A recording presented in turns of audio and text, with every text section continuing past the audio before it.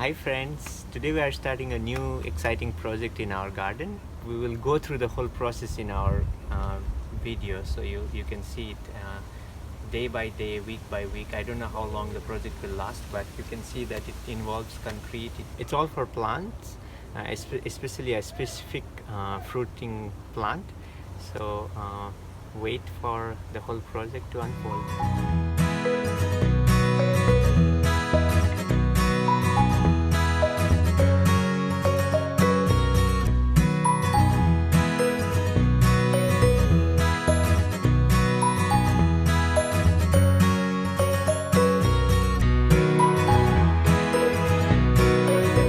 This is just a driveway or a walkway right now, no cars are there. So this area is unused here, so it's we want to create a double purpose for this area.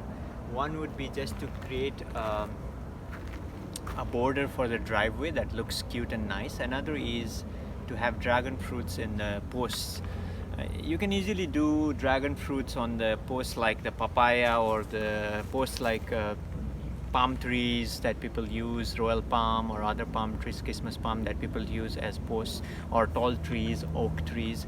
But it will be difficult to harvest because it climbs on top of those tall trees. We will have 5 posts, and we should be able to have at least 7-8 varieties of dragon fruit here.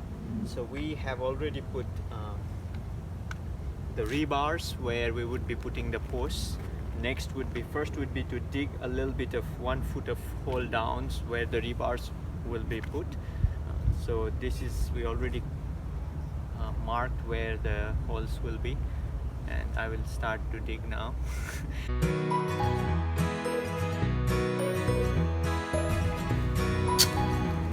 5 holes have been dug, and then I put a rebar here that goes through the hole, and it will come up. Now would be the time to put these concrete tubings. You don't have to do with these tubings, they are a bit expensive, but we thought that it would be faster if we use those. And they also will look good because they already have a nice geometrical shape to them, so human errors will be minimized with this. So what I will do next is put them down here, and I will already have put 5 tubes. And next would be to make sure that they are all leveled. This will be our base, so it's not going to affect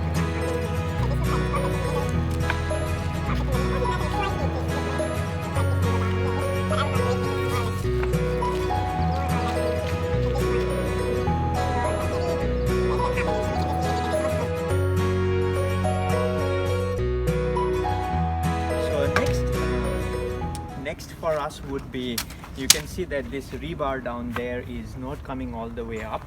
So what we will do is we plan to actually connect that rebar to a 4 feet long rebar that would come up to maybe up to this height, and then when we pour more 2 feet more, we will be putting more rebars there for structural support. And after this, we want to make sure that ultimately this will how it will look like. 4 by 4, 8 foot long, and this is how it will look. And it will obviously, it will be 2 feet higher than this, but this is how it will be. And from here we will have 2 small ones that will actually go out from here. We can do actually seems like we will have space for them to have and make a hole here that goes through and through and goes into the concrete, so that it's stabilized with the concrete, as well as we can have them connect with this rod as well with a screw that goes through here. So a lot of measurements to be done, a lot of holes to be drilled, and that will be our work for today. Plus we also don't want to leave them as they are because they are exposed to weather conditions here. So we will be doing a special technique of Sugi ban. You already know what it means, and we can share you a video that we did of Sugi ban in the past, so that you have a reference of what it really is. And it actually prevents degradation of this unpressure treated wood.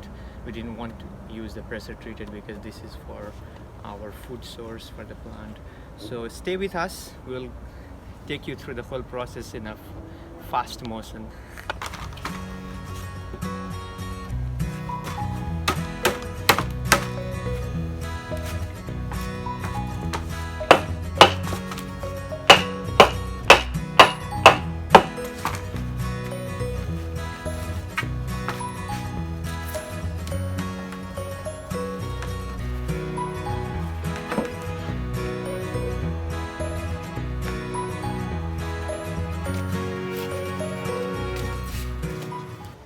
Has to look ornamental. People come here expecting a beautiful Zen garden, and ultimately I know it's the dragon fruit that will make it look beautiful, but still, for until the dragon fruit takes over it, we need to make sure that it looks a little bit beautiful. To preserve the wood, we did the same technique we did before, the SHOU SUGI ban. This time we decided to use tung oil instead of linseed oil because we found that it preserves the wood better for long term, and it doesn't erode when from the rains and weather. And we found out that it actually takes a little longer to cure because we kept it 24 hours and it's still moist. So hopefully longer curing also means better protection, longer shelf life.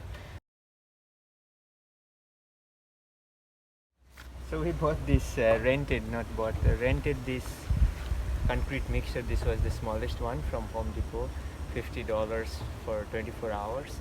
And I think the heat of the sun is almost gone. It's 6 o'clock in the evening, so we will do this evening 2 hours and try to do early in the morning so that we don't get in the heat.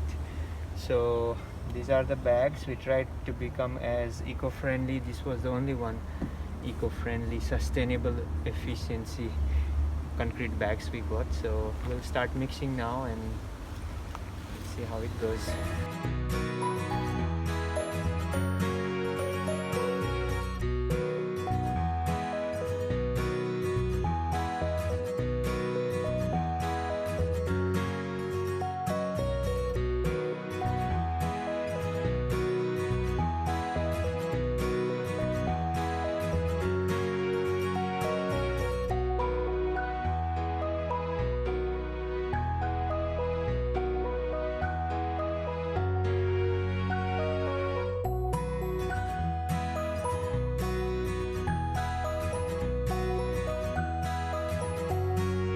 This way we are going to lock the styrofoam forever from the environment.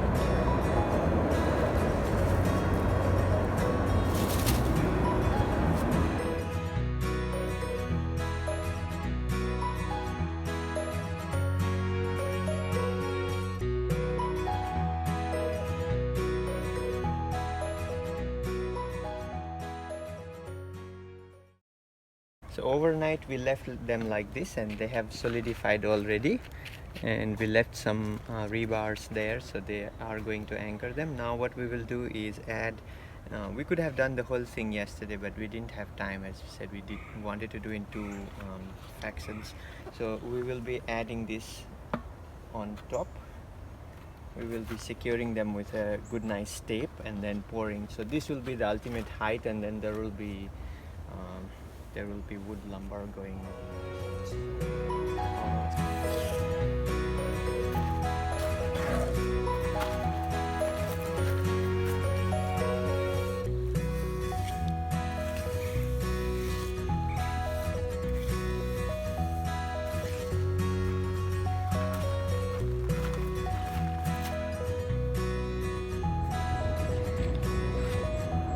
So dragon fruits get really heavy when they fruit, like you have seen that they become this big.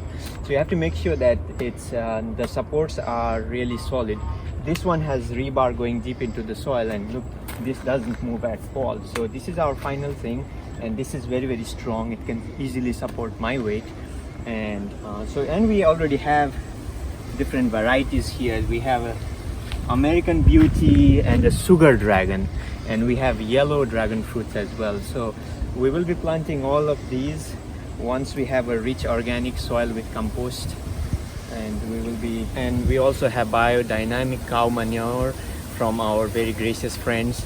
So we will be putting all that input there. We also have Johnson's shoe compost being made there, so that will also come in there. I think we are in for a great dragon fruit harvest in coming months. We are into the 4th year of our garden here, also meditation garden, and now growers from around have started to show interest, and today we had a friend come in for interview, and one question he asked was, what motivated you to plant trees?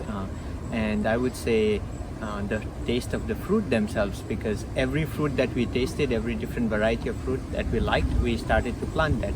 And our liking for dragon fruit came through a special tasting that we had done, dragon balls, that we'll put a link to that video. That was done more than a year ago, but it was so nice tasting that and when we saw those dragon fruit hanging onto the dragon fruit trellis, we really were impressed how beautiful they looked, the flowers of the dragon fruit as well, and we decided to do it the same. But the challenges are always there, because many people who have huge trees, they let their dragon fruit climb those oak trees or climb the big palm trees, and we saw that they would keep on climbing, and when they reach the top of the palm, they will start coming down.